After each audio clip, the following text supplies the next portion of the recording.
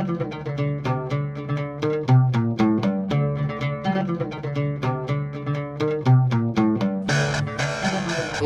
welcome to Sci-Fi Christian. I am Ben DeBono. Apologize for the sound of my voice tonight. I've got a little bit of a cold. Got over the flu about a week ago, and then about 2 days later came down with this nasty head cold and chest cold. So I'm not having good luck health-wise, but I'm having good luck movie-wise, and that's what this series is all about. I am watching 5 different versions of Hamlet. I reviewed the first one a few days ago, the 1948 Laurence Olivier version, which I really enjoyed. You can go back and watch my review of that one in the previous video if you want to know more of my thoughts on there. And then today is the Franco Zeffirelli directed and Mel Gibson starring 1990 version. I mentioned at the end of the last video that I was curious how this one was going to go, because I couldn't quite picture Mel Gibson as Hamlet. And I gotta tell you, I have very, very mixed feelings about this adaptation. I like it a great deal less than the Laurence Olivier adaptation. But while his performance isn't quite perfect, I thought Mel Gibson actually did a really good job in this movie. He was one of the bright spots for me along the way. It's an interesting role because, I don't know, Mel Gibson's such an interesting guy in terms of watching his old roles, and I feel like, given all the drama that's happened in the last few years with him, or, you know, with the racist comments and just some of the horrible stuff that's come out about him, where he's obviously a guy who's fighting some major demons. There's a sense of, and I think this happens to a lot of artists, where it's tough to divide their personal life from their work. I think you certainly see that with The Passion of the Christ. I comment on my video on The Exorcist, where I've been referencing that movie. If somebody was claiming it was just, you know, torture porn of Mel Gibson just acting out, you know, his own disgusting fantasies or everything, which, you know, I don't want to get into The Passion of the Christ right now, but I don't think that's true. I understand how somebody would come to that conclusion just based on what's happened with Mel Gibson. But I think that at least some extent, it's important to try and draw that distinction between the artist and his work, and to not just, oh, Mel Gibson's kind of, he's a bad guy or troubled guy, or however you want to look at it. He's messed up, and so therefore we're going to read that into all of his work. And so I was a little curious, you know, it's always, but it's difficult to make that distinction, so it's always a little tough to go back and watch old roles, especially ones you're not familiar with, in light of all the complexity of who Mel Gibson is to us today. All of that to say that I actually found that in this case, reading some of that back into the performance helped improve his performance of Hamlet, because he plays Hamlet as somebody who's almost manic depressive, which is certainly part of the play. You know, he really brings out those parts. In the early parts of this film, Hamlet is very depressed, and then we see him be, you know, good and friendly, and we see him act crazy, we see him really angry, and it's like the whole range of Mel Gibson emotions from the last 10 years or so are present in this performance. And I'm not trying to claim one way or the other whether Mel Gibson had those issues back then.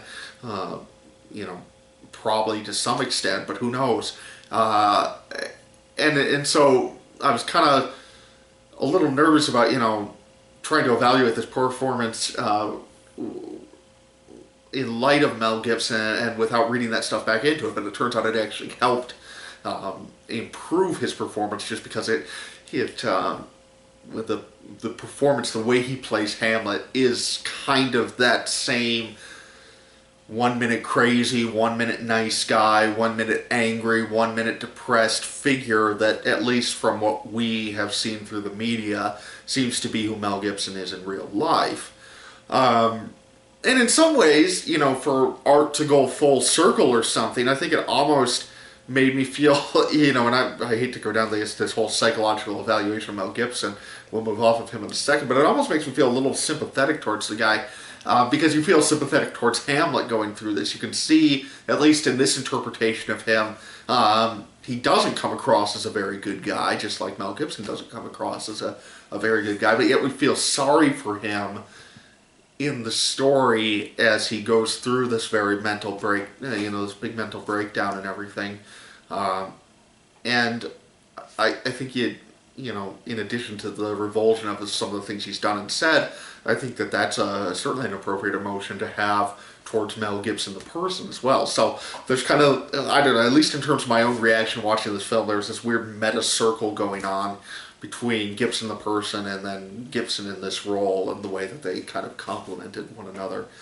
But like I said, it's an interesting take on Hamlet, moving beyond just Gibson's performance. The way, but sticking to the character for a minute, you really don't get a sense that Hamlet is the hero of the play watching this adaptation.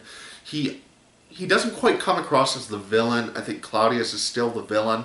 But you get a sense that this guy is messed up. He feels very, very complicit in Ophelia's suicide, whereas I think in some other versions, and reading the play, I don't always feel that way. Like in Olivier's version, it feels like, yes, Ophelia commits suicide, but and yes, Hamlet has a role in that, but it's almost incidental. Whereas here it feels like Hamlet goes to this dark, angry, maniacal place.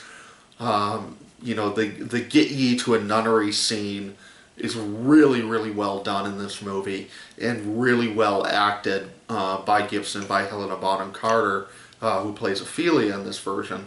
I didn't recognize her. I had to go to Wikipedia to figure out who it was because you know, her face was kind of registering some kind of familiarity with me. But she's quite a bit younger in this. It's 1990, so a fairly early role for her. But really well played, and you get the sense that Hamlet is just a bastard in this scene. He does not come across as a good guy. He does not feel incidental, and so he feels much more guilty and complicit in the events going on in this film, in this adaptation, than he does in some others. At least that was my reading of it. So, a lot I like there. I like Gibson's performance. I like parts of Helena Bonham Carter's performance. I'll get to more of her in a second, because I do have some issues with her take on Ophelia. Glenn Close is really good as Gertrude, though again, I'll get to her in a second, because I have some issues with her.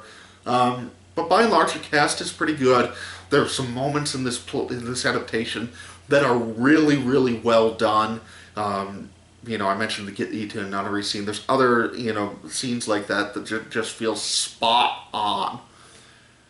But then there's a lot in here that just doesn't resonate at all. And I found myself wondering, like, if somebody was just watching this movie, not with a familiarity with Hamlet, I can't imagine them coming away feeling like they just watched one of the great stories of Western literature. Whereas I felt like you could come to the Olivier version, and even if, you know, maybe you're no familiarity with Hamlet and you're confused by a few things, I feel like you'd come away from that version with an appreciation that you've watched something great, even if it might not resonate quite as much as it would prior familiarity with the story. Whereas here, especially watching this 25 years later, it kind of feels like it doesn't know what it wants to be as an adaptation. It feels a little Braveheart-ish, which again, you know, not just because Mel Gibson is playing the role, but you get that, it kind of has that Braveheart medieval feel to it and everything. And so it kind of feels like they want to go down the 90s medieval action road. You know, I've read that the average cut in this movie is 6 seconds long, which doesn't feel quite that drastic when you're actually watching it, but it does have a more frenetic pace to it. You know, you have Mel Gibson, who was very much the action movie star at that point in his career with Lethal Weapon and Mad Max and everything. And so it wants to go down that road, and the result is that when we go more towards the dramatic Shakespeare moments, it can feel really jarring tonally. So to me, the to be or not to be soliloquy completely fell flat in this movie. A lot of the big moments like that fell flat, where like you know, here we're gonna have a wonderful Shakespeare speech, but because tonally we've been going down this '90s medieval action route. Which don't get me wrong, I love movies like Braveheart, and you can make a really great movie that way.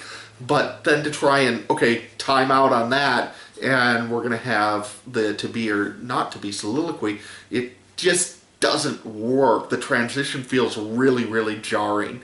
Not always, sometimes he pulls it off, but tonally this movie is just all over the place. The other major problem with it is that it cuts up the play so that it will take dialogue from some Act 2 scenes and moves it towards the beginning. So the play actually opens at King Hamlet's funeral, which is something we don't see in the actual script of the play.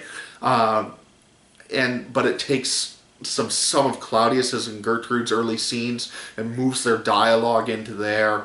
The whole married our sometimes sister, that weird incestuous line from Shakespeare gets moved to that part. And the result is that Claudius basically disappears from the first half of this movie. And so by the time he, and to a lesser extent Gertrude, finally start to become big players in the second half of this movie, the movie just assumes he's going to be the villain, and he starts acting really villainous, but we, as the viewers, don't really have a feel for who this guy is. I mean, you do if you've read the play, but just treating it as a movie, he just kind of seems to come out of left field and start being, Mr. Evil Bad Guy all of a sudden. And whereas in the actual play, because we get bits of Claudius here and there, and we see him, kind of plotting and with Gertrude and Polinius to try and figure out what's going on with Hamlet, and a lot of those scenes are just outright cut, because this is only a 2-hour, 15-minute movie. His character is not well developed, and the result is that this movie doesn't seem like it has a villain in it. And to a certain extent, that lessens the impact of what they do well with having Hamlet feel like the villain, because it feels like with that interpretation, you should come away saying, wow, that Claudius guy was really bad, but then Hamlet's bad too. Who was I supposed to be cheering for here? And have this kind of conflicted debate with yourself walking out of this movie, whereas you feel like, well, that Claudius guy was bad, but he was a non-factor for the first half of this movie. There should be this back and forth throughout the movie where you're constantly wondering who you should be cheering for, but because of the way they handle Claudius's character, it's just not there. The other problem is the ghost of King Hamlet doesn't even show up till 20-25 minutes into this movie, whereas that's right at the beginning of the play. So I don't know what they were thinking, but they decided to chop up Shakespeare's structure, and it doesn't work. The other problem I mentioned, I want to get back to Glenn Close as Gertrude and Helena Bonham Carter as Ophelia, both really, really good actresses, and they give good performances here, but I have a problem with each one. The problem with Gertrude is not Glenn Close, but the way that her part is directed, which is that, much like the Laurence Olivier version, but even more so, they really want to play up the incestuous undertones and Oedipal undertones of the play. So, I mean, she's all about making out with Hamlet in a couple of scenes, and so you've got that all going on. And that works, we talked about that last time, very valid view of the play. I have no problem with going in that direction. But the other issue is that Glenn Close, for whatever reason, plays the role in a way where she seems genuinely affectionate towards Claudius, and so they're also trying to play up the she's complicit in her husband's murder type of thing. And whereas in Shakespeare's text, both of those are kind of undertones in the play, and you can read it this way, you can read it that way, kind of what's going on, but by bringing both of those to the forefront, instead of being undertones, making them overtones, her character just feels, again, all over the map. So it's like, well, wait a second, is this incestuous Gertrude? Is this complicit Gertrude? Is she, what is it? Is she truly in love with Claudius, because she sure seems like it in several scenes, or is she in some sense a victim who's looking to her son to get her out of this whole mess that she's in? You know, it's all over the place. The problem with Ophelia's character is that Helena Bonham Carter, for the first half of the movie, plays her as a really, really strong character, to the extent where when Hamlet starts going nuts, she just feels indifferent to him. Like, you watch some of the early scenes with her and him, it feels like she's just, yeah, you know, it would have been nice if this worked out, but you're just being a moron and I'm done with you. You know, she seems like she's pretty much over him. And by coming across as a strong character like that, it's harder to buy her transition into somebody whose mind is literally broken by Hamlet's actions and becomes suicidal. Whereas I feel like for Ophelia to work in an adaptation of Hamlet, you have to get the sense that she really is somebody who's broken by what Hamlet is doing, who truly loved him and is just torn apart by him pulling away. Whereas Helena Bonham Carter plays her, at least at first, in a way that's completely the opposite of that. Now, I will say that if you can look past that, everything with her performance from the Get Thee to a Nunnery scene on is really fantastic. Once Ophelia absolutely loses her mind, Helena Bonham Carter just goes to town with that. It is really good. But again, it feels like more of a direction point of view. It feels like Zeffirelli, I'm not familiar with his other films, I know he's done some other Shakespeare, needed to step in with both Glenn Close and Helena Bonham Carter, these two really good actresses, and help them to shape their performances in a tonally consistent way, because they're all over the map, and you can't get a feel for who these people are supposed to be, and it hurts the play. So, again, a lot I liked in this, but it's a very flawed adaptation. I think as an adaptation, I'd probably give it 3 stars. As a film experience, you know, it's hard to make Hamlet terrible, so I'd probably land more 3.5, 4 stars, somewhere in there. Mel Gibson, like, you know, I mostly praised his performance. It's not quite perfect. I'd still say Olivier was better, but really a strong role for him. And he does a lot to save the movie from some of the weird directing and editing choices that are otherwise made in there. Alright, so that's it for the 1990 Hamlet. Next up is the infamous mid-90s Kenneth Branagh 4-hour version, which purportedly contains every word of the play, and I'm really looking forward to this. I will say, have not seen it, so in advance, the one point on this play that, or in this adaptation I'm nervous about, is the fact that Branagh takes Hamlet out of his original setting and puts him in the 19th century. And I don't understand why. So I'm hoping that that clicks for me while I'm watching it. I can tell you that right now, having not watched it yet, my initial reaction is it seems like Branagh set out to make the definitive version of Hamlet, you know, including every word and all that, and then change that one detail, which is a pretty major change, and it seems like that's going to keep it from being that definitive version from Hamlet, but we'll see. Either way, I'm really looking forward to it, and I will be back in the next week or so with that one. So, until then, I'm Ben DeBono, and this is Sci-Fi Christian, and goodbye.